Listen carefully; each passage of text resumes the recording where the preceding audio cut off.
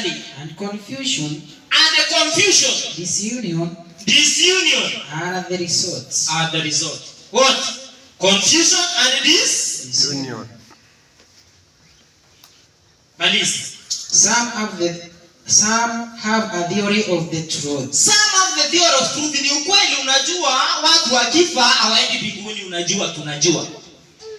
And can present the argument. Na unaweza ukaleta argument. Ndio tunajua, unaweza ukafunza. But lack spirituality. Lakini huo uungu na utakatifu haupo.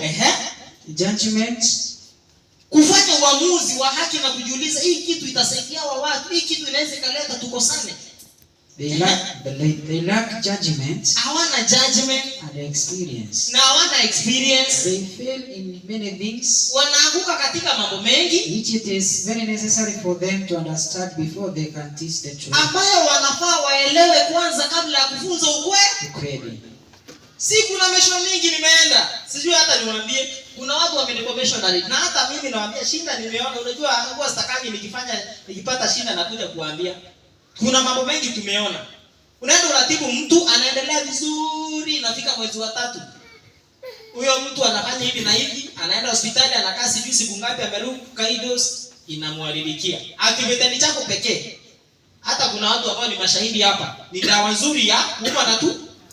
Lakini kuna mtu ataikunywa sana wanawake iwaharibikie. Lakini ulienda ukaambiwa makaa ni dawa. Si ni kweli makaa ni dawa? Si umeenda kupeana makaa? Uko na experience ya miaka ngapi ukipeana hiyo makaa? Wewe hujui, ulisikia makaa ni dawa?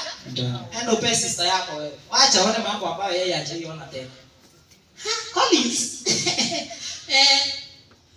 Ni vizuri kwanza uelewe na hata ulize side effects.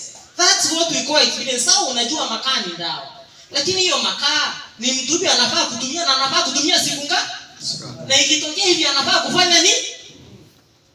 Hiyo ndio tunaita experience. Kujua unajua hatukatai. Kuelewa unaelewa ndio hatukatai. Lakini experience hii inahitajika katika kazi hapo. Sio kama naelewa. Happy Sabbath. Happy day. Kama inavyohitajika experience katika hata kuajiriwa kazi. Pia katika kazi ya Mungu. Mungu anataka watu ambao wana uzoefu.